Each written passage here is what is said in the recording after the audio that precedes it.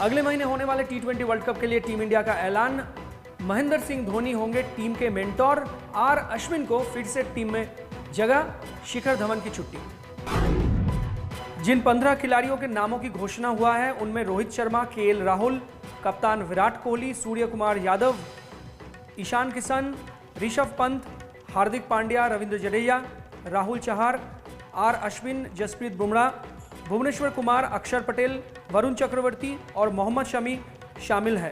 3 खिलाड़ी श्रेयस अय्यर, शार्दुल ठाकुर और दीपक चहार को स्टैंड बाय के तौर पर रखा गया है। इस बार T20 वर्ल्ड कप यूएई और ओमान में होने जा रहा है। भारत का पहला मुकाबला 24 अक्टूबर को पाकिस्तान से होगा। ओलंपिक पदक विजेताओं के लिए रखी गई दावत में मास्टर शेफ की भूमिका में दिखे कैप्टन अमरिंदर सिंह।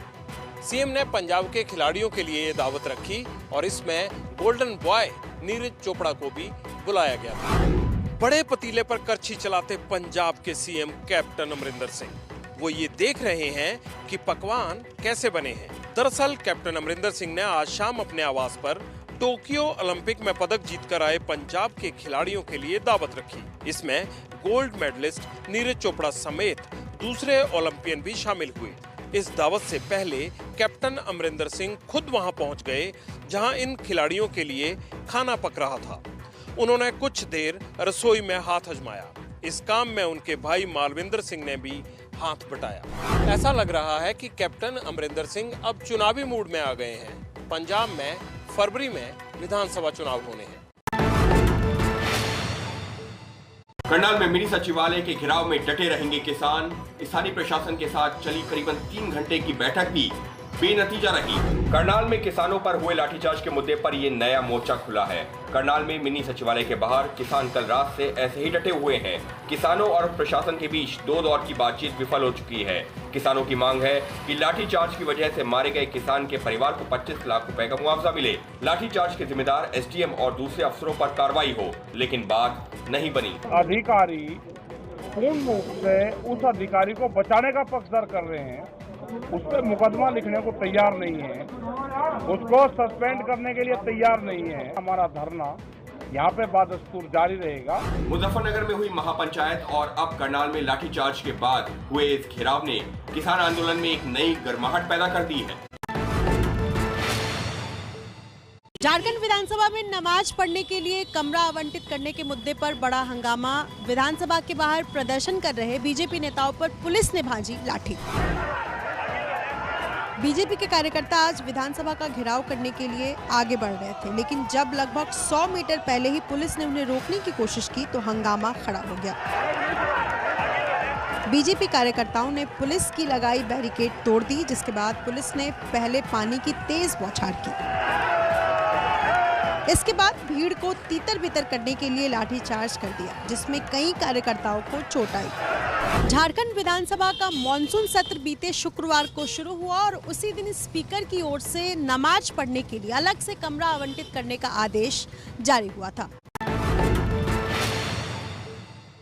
कल वैष्णो देवी में माता के दरबार में जाएंगे राहुल गांधी। वो करीब 14 किलोमीटर की पैदल चढ़ाई चढ़कर पहुंचेंगे वैष्णो देवी। कांग्रेस सांसद और पार्टी के पूर्व अध्यक्ष राहुल गांधी गुरुवार को 2 दिन के दौरे पर जम्मू पहुंचेंगे। गुरुवार को ही राहुल गांधी पैदल चढ़ाई चढ़ कर माता वैष्णो देवी के दर्शन करने जाएंगे। सूत्रों से पता चला है कि राहुल गांधी गुरुवार शाम को माता वैष्णो देवी की आरती पूजा में भी शामिल होंगे। कल रात राहुल गांधी वैष्णो देवी मंदिर परिसर में स्थित भवन में ही ठहरेंगे। अगले दिन यानी शुक्रवार सुबह राहुल गांधी वापस वैष्णो देवी से लौटकर जम्मू पहुंचेंगे, जहां कांग्रेस कार्यकर्ताओं को संबोधित करेंगे और बाद में दिल्ली के लिए रवाना हो जाएंगे। हाल ही में कश्मीर दौरे के दौरान भी राहुल गांधी खीर भवानी और हजरतबल गए थे। तब उनका वैष्णो देवी जाने का कार्यक्रम नहीं हो पाया था। नोएडा की एक हाउसिंग सोसाइटी में रहने वाले शख्स पर टूट पड़े सिक्योरिटी गार्ड। शिकायत लेकर के गए हुए रेजिडेंट पर सिक्योरिटी गार्ड्स ने बरसाए डंडे। नोएडा के सेक्टर 39 की लोटस बुलेवार्ड नाम की इस हाउसिंग सोसाइटी में ये वारदात हुई। यहाँ रहने वाले एक व्यक्ति जब अपनी शिकायत लेकर के मेंटेनेंस डिपार्टमेंट के पास गए तो वहाँ जिरह हो गई। इतने में वहाँ तैनात गार्ड्स डंडे लेकर आए और जिरह कर रहे रेजिडेंट पर डंडे बरसा दिए। इस दौरान सिक्योरिटी इंचार्ज घूंसा चलाता हुआ दिख रहा है। इस हमले में रेजिडेंट खून से लथपथ हो गया। बाद में पुलिस ने मारपीट के आरोपी सिक्योरिटी गार्ड कृष्णकांत शुक्ला और सिक्योरिटी इंचार्ज अमलेश राय को हिरासत में ले लिया। एनसीबी ने एंटीलिया कांड में दायर एनआईए की चार्जशीट पर उठाए सवाल। मुंबई पुलिस कमिश्नर रहे परमवीर सिंह को विस्फोटक प्लांट करने का बताया मास्टरमाइंड। देश के सबसे बड़े उद्योगपति मुकेश अंबानी के घर के बाहर विस्फोटक रखने के मामले में एनआईए की चार्जशीट पर खुद महाराष्ट्र सरकार के कैबिनेट मंत्री नवाब मलिक ने सवाल खड़े कर दिए हैं। मलिक ने आरोप लगाया कि परमवीर सिंह को बचाने के लिए पूरा ठीकरा सचिन वजे के सिर फोड़ा गया है। हमें पहले दिन से शंका थी कि ये जो सारा षड्यंत्र था उसमें कमिश्नर साहब की भूमिका थी। उन्हें बचाने के एवज में मंत्री महोदय पे आरोप लगाने का काम कमिश्नर साहब ने भारतीय जनता पार्टी के इशारे में किया था। जो उन्हें वादा किया गया था कि हम तुम्हें एंटेलिया केस में बचा लेंगे। एनआईए की चार्जशीट में मुंबई के पूर्व पुलिस कमिश्नर रहे परमवीर सिंह का कहीं नाम नहीं है। परमवीर सिंह वही अफसर है जिन्होंने महाराष्ट्र के पूर्व गृह मंत्री अनिल देशमुख पर आरोप लगाए थे।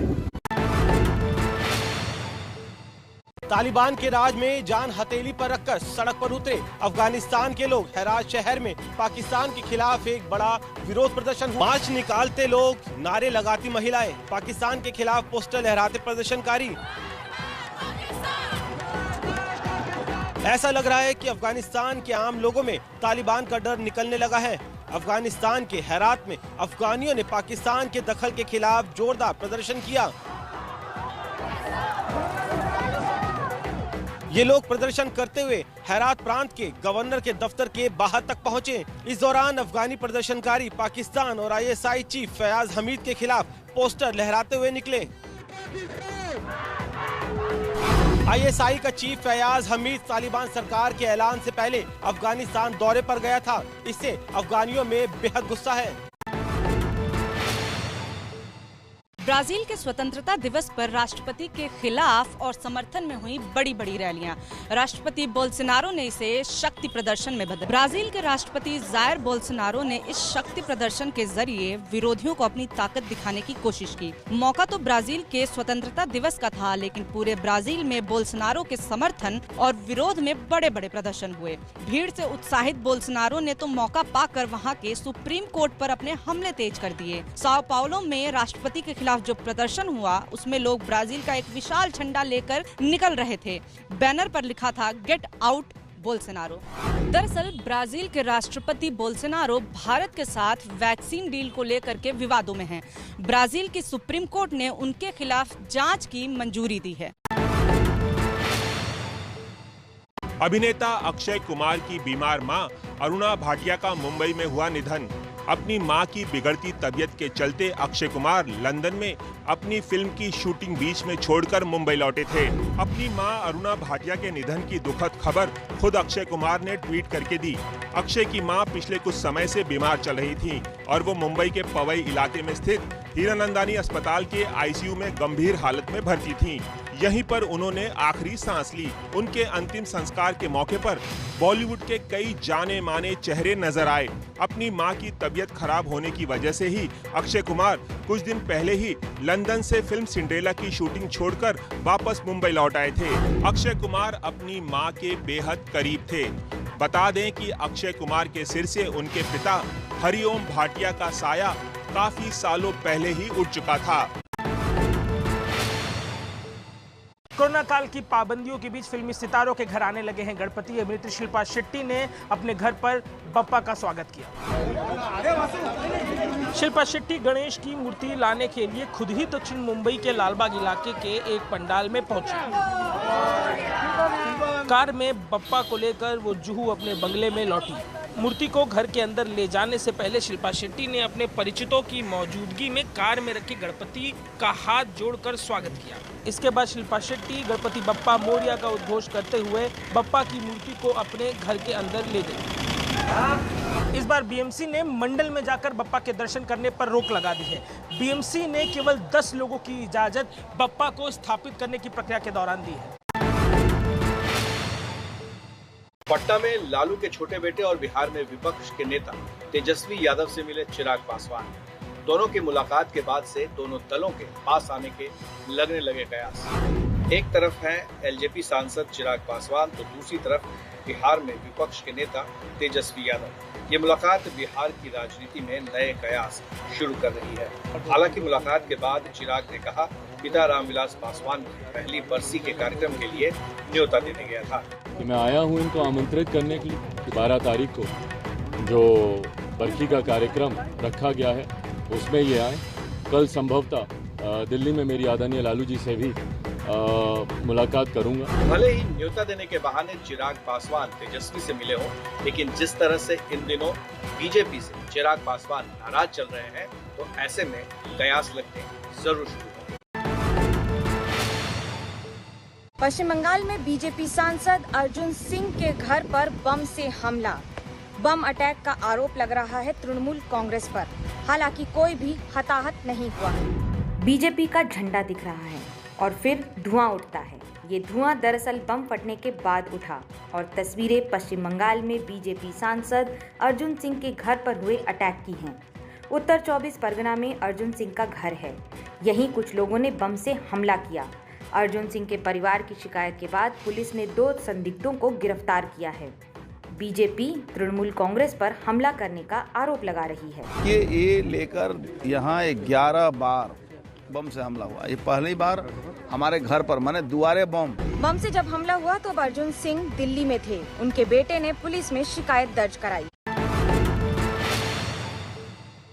आने वाले चुनावों के लिए बीजेपी ने तय किए अपने सिपा सालार। 5 राज्यों में जीत दिलाने के लिए बीजेपी ने नए प्रभारियों को सौंपी जिम्मेदारी। 5 राज्यों में विधानसभा चुनाव के लिए बीजेपी ने प्रभारियों के नाम का ऐलान कर दिया है। केंद्रीय शिक्षा मंत्री धर्मेंद्र प्रधान को यूपी का चुनाव प्रभारी बनाया गया है। अनुराग ठाकुर, सरोज पांडे और अर्जुन राम मेघवाल यूपी में बीजेपी के 7 चुनाव प्रभारी होंगे। जल शक्ति मंत्री गजेंद्र शेखावत पंजाब के प्रभारी होंगे। उत्तराखंड में केंद्रीय मंत्री प्रहलाद जोशी को चुनाव प्रभारी बनाया गया है। पर्यावरण मंत्री भूपेंद्र यादव मणिपुर में बीजेपी के चुनाव प्रभारी होंगे। महाराष्ट्र के पूर्व मुख्यमंत्री देवेंद्र फडणवीस को गोवा में बीजेपी का प्रभारी बनाया गया है। अगले साल जिन 5 राज्यों में चुनाव होने हैं उसमें पंजाब को छोड़कर सभी राज्यों में बीजेपी वाले एनडीए की सरकार है। ऐसे में पंजाब में सरकार बनाना और उन राज्यों में जहां बीजेपी की सरकार है बचाए रखना बीजेपी के सामने सबसे बड़ी चुनौती है। आज से 6 दिन बाद यूपी विधानसभा चुनाव अभियान की शुरुआत करेंगे प्रधानमंत्री नरेंद्र मोदी। 14 सितंबर को अलीगढ़ से शुरू होगा पीएम का चुनावी दौरा। अगले हफ्ते पीएम मोदी अलीगढ़ दौरे में राजा महेंद्र प्रताप यूनिवर्सिटी का शिलान्यास करेंगे। इस दौरान वो अलीगढ़ में एक जनसभा को भी संबोधित कर सकते हैं। पीएम के अलीगढ़ दौरे से पहले सीएम योगी आदित्यनाथ आज अलीगढ़ पहुंचे और मोदी के दौरे की तैयारियों का जायजा लिया।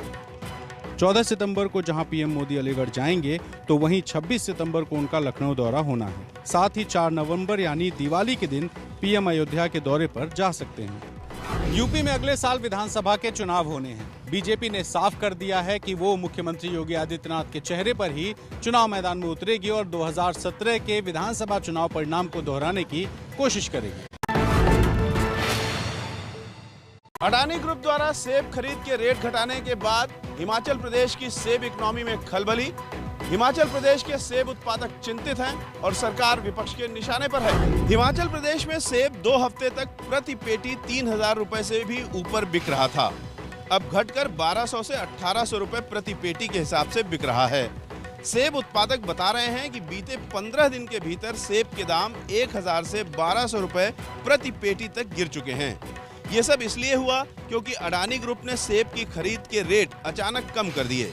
इससे राज्य सरकार विपक्ष के निशाने पर है तो करनाल आने से पहले किसान नेता राकेश टिकैत भी शिमला पहुंचकर हिमाचल के सेब उत्पादकों की चिंता को आवाज दे चुके हैं। सेब के रेट ऐसे वक्त में गिरे जबकि हिमाचल प्रदेश में अभी करीब 3 करोड़ पेटी सेब मंडियों में जाना बाकी है। अडानी ग्रुप का दावा है कि उन्होंने एक ही हफ्ते में 5 करोड़ टन सेब बेचे हैं।